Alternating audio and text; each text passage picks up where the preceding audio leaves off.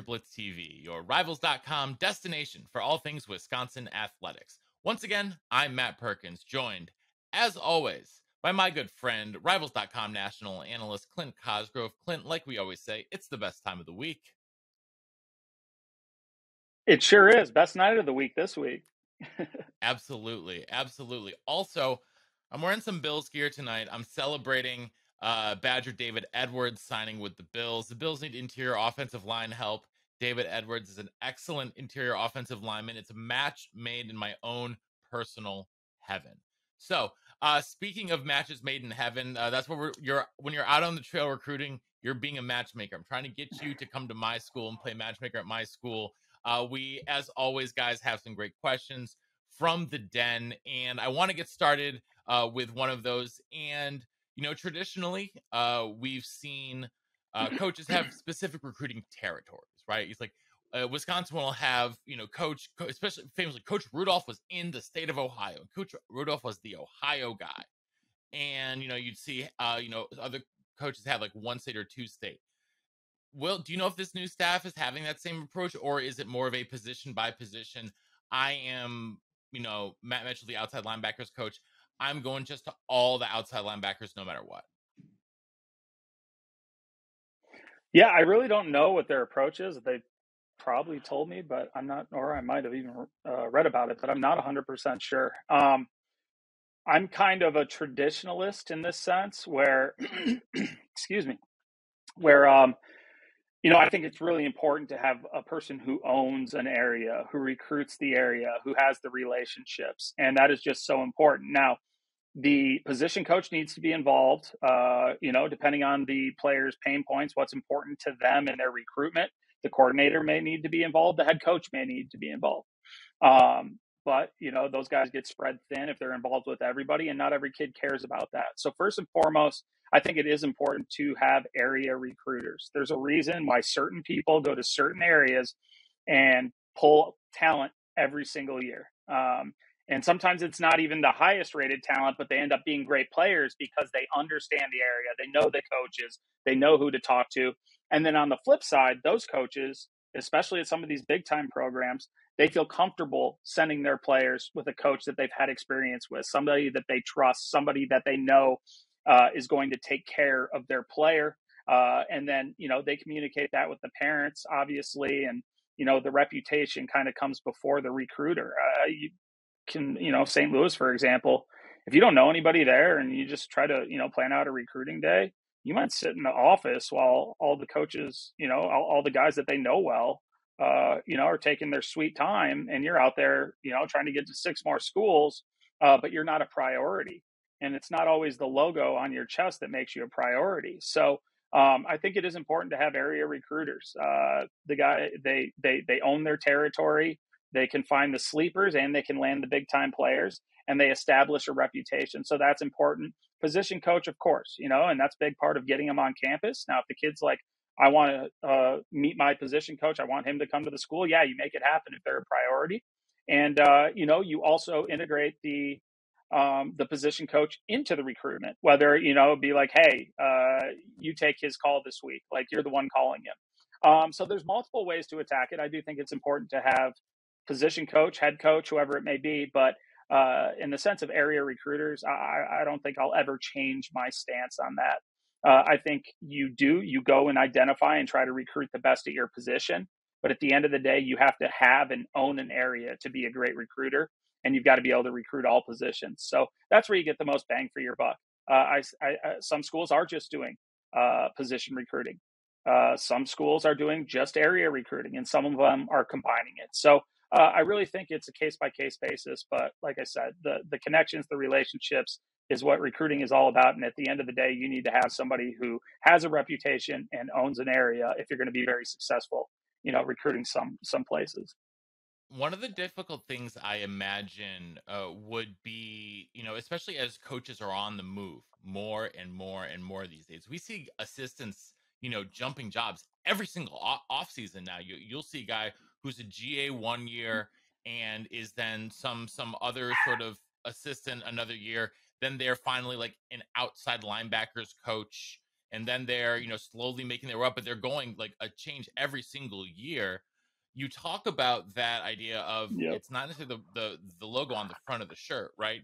If I'm a brand new guy from Ohio State, or I am the coach who's been around for 15 years at Ball State, I might give, if I know the guy, I might give the guy who I've known for 15 years at Ball State, I'm give him first, not say first crack. This might be a bit of an extreme example, but you know what I'm saying. I think what you're saying is that, like, it's important for some of these staffs, I think, to not just have all of their assistants be like young guys who are, I don't want to say like ladder climbers, but guys who are really trying to get up to become a DC, a head coach, an offensive coordinator, right? Because you see, I think it seems that at least Wisconsin has tried to balance this staff out a little bit. You see some coaches who've been in the game for a while. Phil Longo, who's been in the game as a coordinator for a long, long time, right? But then you will also get a young running backs coach, right? A guy who's in his mid 20s to come in and who can relate to the kids in a very different Yep. ways. Obviously going to have a very different style of recruiting, but it's not going to have those relationships. Yeah, I mean, relationships are built over time, just like anything else. Mm-hmm. The cool thing is with coaching, like if you start as a young coach, you might meet some guys at the convention, get to know them. You guys are coming up at the same time. Maybe your path was to go college. All of a sudden, he's a high school head coach at a big time school. So there's multiple ways to gain that, and then all of a sudden you're meeting his friends, and it's just all about networking, and it's really being a guy of character and being a person that these coaches can trust. And your example of Ohio State versus Ball State isn't that far fetched. Now, are they going to be like, no, Ball State's coming in first, you wait out here? No, but the Ball State coach who knows the guy is going to probably text with them when they're not even recruiting. He knows when he's going to have the most free time with them. He'll make things work for that guy to happen. Whereas if it's just somebody that they don't know, yeah, they're gonna take the coach in and talk with them. But if I'm with my good friend for 25 years and Ohio State shows up out of nowhere, like I'm not ending the conversation just because they showed up at the school. And that's how recruiting can work. I mean, when I was scouting, keep in mind I had 0 scholarships to give, and I was at a high school in St. Louis, and we're sitting up in the coach's room, and the phone rings, and it's the secretary, and she's like, so and so is here. He's like, okay. And then I was like, oh, another coach here. He's like, yeah. And then he told me who it was. It was an SEC head coach. And I was like, oh, well, let's wrap this up. I'll get on my way. I got other schools to go. He's like, no, we're not done yet. And so that was, this was a friend of mine. I had helped a lot of kids at that school find homes, gotten them exposure, and he trusted me versus this guy who, yes, he had a big title, way more important than me, a good dude too. But he went with what he knew, and he said if we're important, that coach will still be here when we're done talking. So it's kind of like I don't want to say Mean Girls Club, but there is some favoritism that goes into it. Now, the head coach isn't going to push a kid to one school or another necessarily, but when it comes to spending time, yes, it's their job to help recruit, but it's also some time for them to catch up with people that they know as well. Yeah. So, speaking of St. Louis and Missouri, we're going to switch here to talking about some 2026 prospects. We talked about a couple of guys in passing last week. I wanted to dive into tape and for a couple different reasons. And the first guy we're going to talk about here is from the state of Missouri. And guys, anyone who's listened to me talk with Clint or talk with Bernie knows I love track guys. And I love guys who are really accomplished throwers, especially as for offensive linemen, because the balance that it takes and be able to convert that, speed to power and have the footwork to be able to do that is incredibly indicative of, it can lead to a lot of success at the collegiate level and the pro level as far as offensive linemen are concerned. And the train is passing by my house right now. And I think that's actually a perfect allegory here, because when Jackson Cantwell comes after you, his freight train can come in, and you better get out of the way if you are a defender, because he's going to knock you over. He's 6'8", 280 as a freshman out of Nixa, Missouri. And I keep talking about track. I keep talking about track. Keep talking about track. Well, Jackson Cantwell It's is the okay. son of not one, but two Olympic shot putters. Yes, two Olympic shot putters. As an eighth grader, Jackson Cantwell broke the national middle school record in the shot put. As a freshman, he threw the high school shot put, which is a heavier weight, more than 55 feet. This kid has all the makings of not only an elite, left tackle, but also an Olympic gold medalist shot putter. Like this kid's is just absolutely like mind blowing. And he, I was reading up on him before before we were talking to Clint. There's an article. His dad saying he was bench pressing 85 pounds when he was 5 years old. Is that even like possible or healthy? I mean, how much do you weigh when you're 85? Well, But that's clearly insane. it's Family of well, I freak mean, he's a athletes. giant. He's a giant, man. I He is. absolutely love it. We're gonna turn on the film here in a second, Clint. And like it's I know Wisconsin you're off. fanboying. You had all kinds of Yes. facts. I was impressed. Yeah, well, Clint, I did my homework, and right now he's listed as having offers from Yes, you Kansas, did. Miami, Texas A&M, and I want to say New Mexico State. Um, he is going to be Yep. a truly national career. This is a future 5-star if I've ever seen one. Yep. Man, this guy, holy moly, Clint. But I will give you credit. You're the person who turned me on to him in the first place. I just got to do the really fun digging. So I we're didn't gonna turn know on the what film here. what box I was opening when I did it. Yeah, it's Pandora's box here, and I'm here for the ride. So, Clint, let's run the film and break it down. What do you like when you see him? What sort of jumps off the page at you? Well, obviously his size and length right away, and then his ability to bend. 6'8" kids don't often look uber athletic or uber flexible at the high school level just because they're blocking down on people. The way you see him bend and play underneath his pads and his foot drive and lateral movement. I mean, how are you 6'8" and 14 or 15 years old and have this type of body control and mechanics? He can anchor down. He's throwing guys all over the place. He's not afraid to be physical. The crazy thing is, he looks extremely slight at 280 pounds because he's probably going to hold 320, 330 and not have very much fat on him either. I mean, you see his lateral movement there. He actually, not that it matters a ton at offensive line, but great straight line speed. You talk about his explosiveness. A lot of that comes from core power and hips and flexion and everything like that. And this kid just has it all. So, you rarely see a kid this size at this age. One, there's not very many 6'8", especially football players at the high school level. One, and then two, you don't see kids that have this size move like this and play like this, and he's just so smooth for a guy who should just be getting used to his body and probably isn't done growing. I mean, have we had 6'10" tackles in the NFL yet? Like, I mean, is he a I know basketball we've had player? 6'9". We've There's had just so many 6'9". questions here. Like King Dunlap, who played for Auburn and then was in the league for about 10 years, was 6'9". Yep. Now I've hung out with King a couple times in person, and now I've never met Shaq, but In King Nashville? Dunlap is about as he's from Antioch, and he is about as big a dude. I helped produce a music video for him, and he was he's just the Things I largest didn't know. human being I've ever been around. And sweet guy, actually. In person was a very sweet guy, but just a man. Yeah. I mean, he was 6'9", 400, and not fat.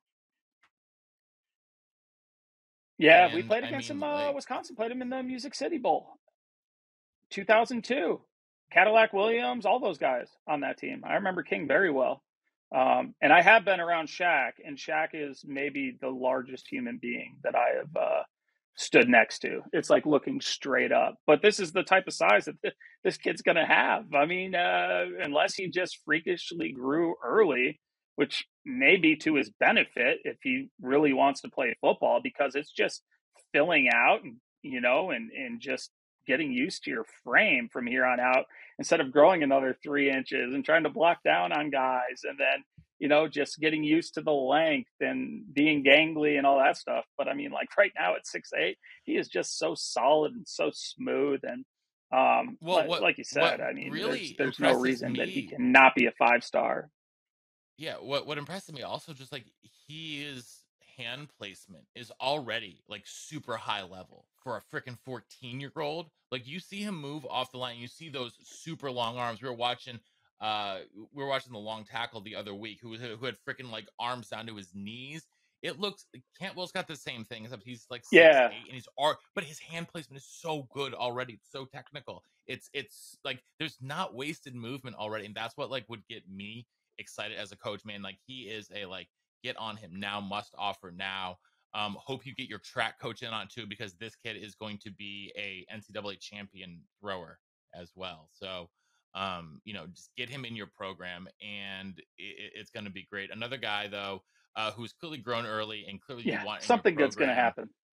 yeah, is 5-star future 5-star Chris Henry Jr., potential future, number one Yeah. overall player in the country, good wide receiver Chris Henry Jr. And now, Badgers are throwing out an offer there. I mean, who knows? But if by the time he's committing in 3 years, if Longo's still there throwing it around like they expected to, maybe you are in play for receivers like this. What's really fun though for me, and I've told this to Clint before offline, what's really fun about doing the show with Clint and with the new regime in place is that we have a legitimate excuse to watch 5-star receiver film, 5-star defensive back film. It's so We're true. used to watching like super high level, like 4-star, like offensive line film, some linebacker film, but we don't usually get to see the 5-star skills High, players. yeah, And high ceiling I kids. just, yeah.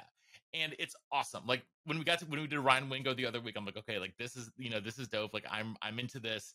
And now it's like, okay, it just gives me an excuse, man, to really break down like and just watch like dudes that are another level. And when it comes, I mean, Chris Yeah, Henry Jr., his dad was such a freak out. His dad was such an incredibly gifted athlete. He has yeah, all of his father's athleticism, special. and but he's not as his dad was very slight. Clint always talks about dudes with skinny ankles. I think Chris Henry had like the skinniest ankles, He's even for a not. receiver. Yeah, And he did. but he's got the frame. He's got a little bit bigger of a frame, dude. And like, I don't want to put it out too early, but dude, like Megatron, like this kid can do it all, and we're gonna put it on here in a second. But my goodness, so Clint, tell us what makes him just so special.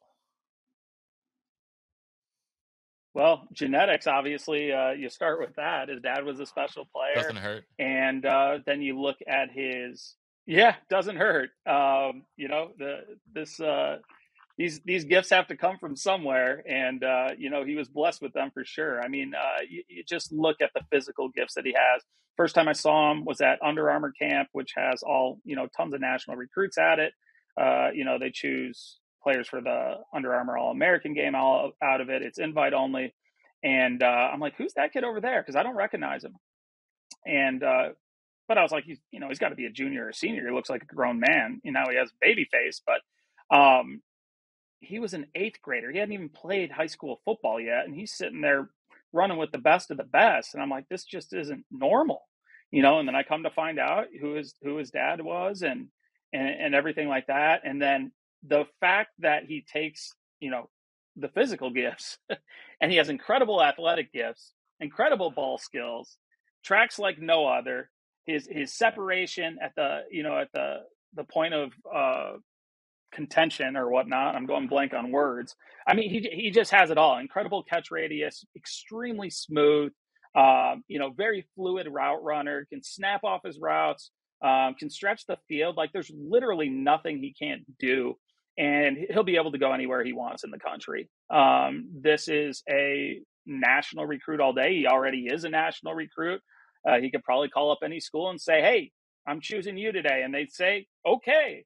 And he's just that type of player. So I was, I think, DMing with him recently, and hopefully he'll be at our rivals camp in Ohio. But just a great kid, great player, obviously. And when you're able to talk about guys like this as a legit a legit possibility. Like you said, it speaks volumes to the big game hunting, as you've called it in the past. But yeah, Chris Henry Jr. is just a special player.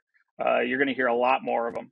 Well, and Clint, one of the other things that you and I have talked about with some of these guys, though, is how do they have people around them who've gone through the process? And one of the things you told me offline is that Yep. his guy is Pac-Man. Like, he's got Pac-Man Jones, like, there as sort of like Yep. a trusted friend and advisor. And for all of Pac-Man's warts, he's Oh been yeah. through this and he knows what this whole routine is about. He was one of the biggest recruits in the country too. And his story was a little bit different, but It's one of the most talented defensive backs I've ever seen. yeah, and so he knows what it's like to be recruited by these big time programs. So I think it's interesting and probably of a benefit to him to have someone like that advising him when you're this such big a name, because there's already so many demands on his time and his attention. Yeah, for sure. I mean, like, Pac-Man's been through it. He also has agents and everything like that. If he makes a phone call, somebody's going to pick it up. Like, there's just so many positives to it, and it's not like he's trying to sell a bag of goods. I mean, he's literally helping his good friend's son through the recruiting process, and that's only a plus. He's sometimes mentors and stuff in recruiting. They're along for the ride to get something. Like, Pac-Man doesn't need anything out of this. This is all about the kid and his best interest, and so yeah, it definitely helps to have somebody like that in your corner, have somebody who's been through it, and somebody to guide you through the process.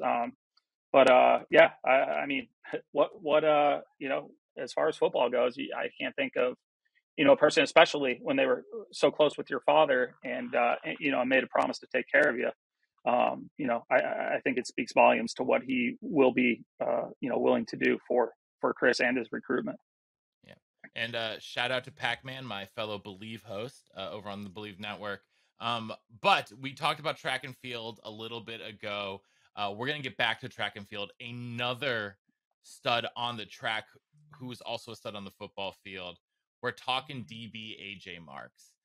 And you brought him up last week, Clint. And so, again, I went back, take a look at a little bit of tape, take a look at some verified track times. Got to have some laser times. I guess, Clinton, you and I are old enough to have, like, I don't know about you, the majority of almost all my high school meets were hand timed.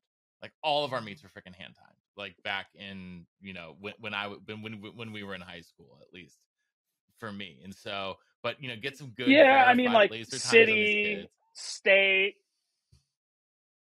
Yeah, the big meets were Aki track, but the big invitationals and stuff like that. But yeah, no, a lot of it was hand time. So, but AJ Marks, talking verified times, this dude is a verified burner. Like, he can get after it and fly. One of the fastest kids in the country already as a freshman. And you turn on the tape like we're gonna do here in a second, and that speed is, like, obviously that jumps off the film, but it's not just that.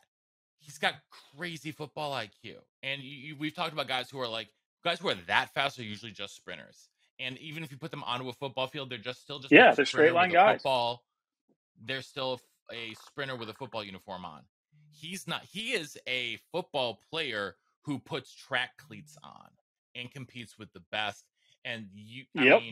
you rarely see that. You see that with a Michael Bennett. You see that with, a very, very rare few guys. Let's talk about him. He's a Michigan kid. Again, another guy who's going to be a truly national recruit. Clint, you're with the DB guru. What do you like about AJ? I like a lot about AJ. Like you, I'm a track nerd. All about the throwing events, and I'm all about the times. Like you talked about, the sprints, the 55, 60, 100, 110 hurdles, whatever it may be. And this kid can flat out fly. He was just out at the New Balance Nationals, and he finished for freshmen. So this is New Balance, one of the biggest track meets there is. And Indoor for the nationals, men's yeah. freshman 60-meter dash, he ran 7.1 and finished 5th overall. And so that's just a testament to his straight line speed. And you talk about it. Fun fact on that: my cousin actually won the national championship in that event, and he played with Bernie as well. So, but no, AJ can just flat out fly. And you talk about him being a football guy who puts on the track cleats. I was texting with his dad the other day, and we were talking about that. He's like, these track guys are they flat out fly, but all they do is track. He's like, we're out here, we're football guys doing track. And he's going to be able to do both at a very high level. So I first saw him up at the Rising Stars Top 250 Invite Camp in Detroit, or outside of Detroit, in December. He's young, so and you think of corners, your best coverage guys that can flat out run and cover. Now, I'm not saying necessarily the highest 5 stars and stuff, but your best cover guys are usually those 5'9" guys. So he's already got that size, and he's only a freshman. He's going to grow plenty. And then you look at the skill set. I mean, he's not a straight line guy. He is a straight line, backwards, side to side, comes out of breaks, twitched up, very fluid, high points the ball, and he's not afraid to hit you either. So this kid, tight end tackle here, he's not afraid of the big boys. He's going to go down. He'll get his face dirty, but you just love his overall body mechanics, his ability. He's very fluid in the hips. He's a type of guy who, if a receiver's pushing you vertical and a really good receiver, and they break that cushion and get on top of you, and you flip your hips and you turn and run, and then all of a sudden he's snapping off a comeback, and this is what Jerry Rice was famous for.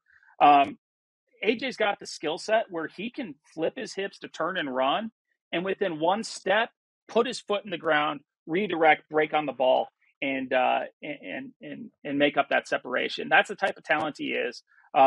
Just needs to grow, get stronger, get bigger, and even if he doesn't get much bigger, his ability to cover and his ability to run, there's a place for him at a Power 5 school. There's no question about that. He's going to be a heck of a return man as well. So yeah, there's just so much to like about him.